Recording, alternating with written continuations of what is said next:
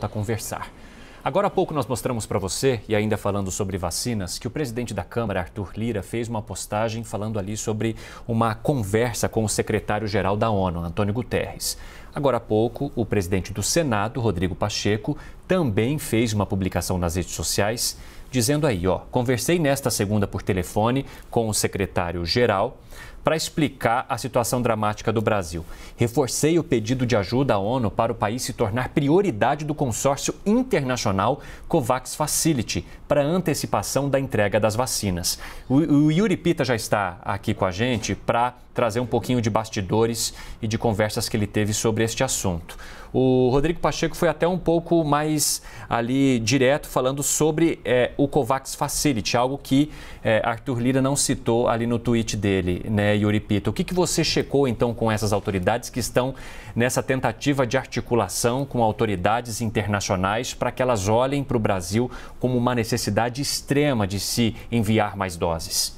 Evandro, o que eu apurei ali, foram conversas separadas, né? Primeiro de tudo, Arthur Lira teve uma conversa com o secretário-geral, exatamente, não foram juntos, né? Uma conversa foi do secretário-geral com o Arthur Lira, outra conversa com o Rodrigo Pacheco, presidente do Senado, que fez esse tweet, como você disse, falando inclusive do COVAX Facility, que é aquele consórcio internacional, aquele movimento internacional para distribuição de vacinas para diversos países de renda média e baixa, das quais o Brasil recebeu pouco mais de 1 milhão de doses. E há uma expectativa, o Brasil fez uma adesão mínima no COVAX e há uma expectativa de se pode antecipar ou aumentar a sua participação.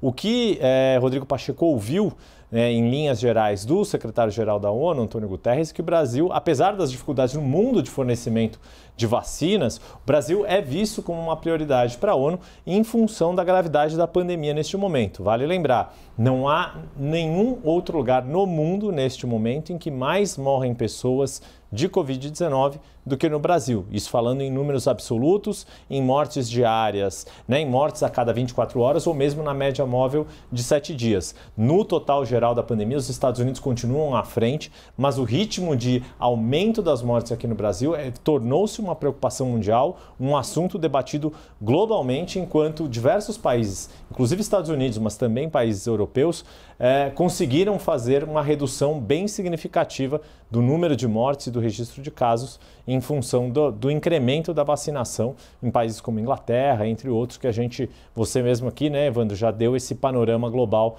do ranking de vacinação e como que isso tem evoluído em diversos países aí do mundo. Agora, Yuri, uma curiosidade, esses esforços, eles são paralelos ao que vem fazendo ou que deveria fazer também o Ministério das Relações Exteriores em relação à articulação com outros países e com as autoridades internacionais para esses esforços?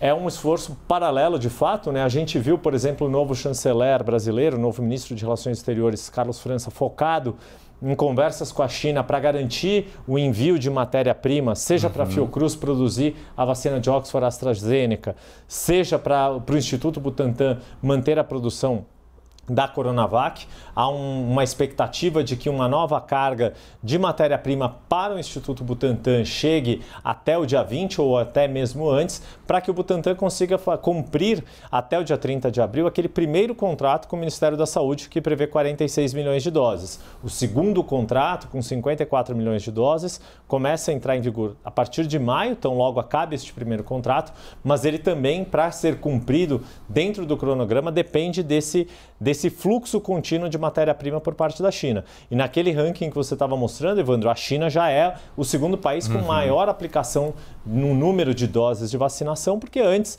a China estava num ritmo bem mais lento, havia menos preocupação das autoridades chinesas com a disseminação da Covid-19 no seu território. À medida que houve um aumento de preocupação, como eles são um dos principais produtores de matéria-prima, decidiram concentrar tudo para os seus próprios laboratórios e, com isso, falta o envio para países como o Brasil, que dependem de importação de matéria-prima ainda, enquanto nem Fiocruz nem Butantan conseguirem produzir desde o início a matéria-prima da vacinação, das vacinas. A China, que vem aí junto com Índia e Estados Unidos, entre os países que aplicaram mais de 100 milhões de doses à sua população. Não por acaso os países que detêm a tecnologia de produção desde o início das vacinas. Bem lembrado, Yuri. Obrigado por enquanto.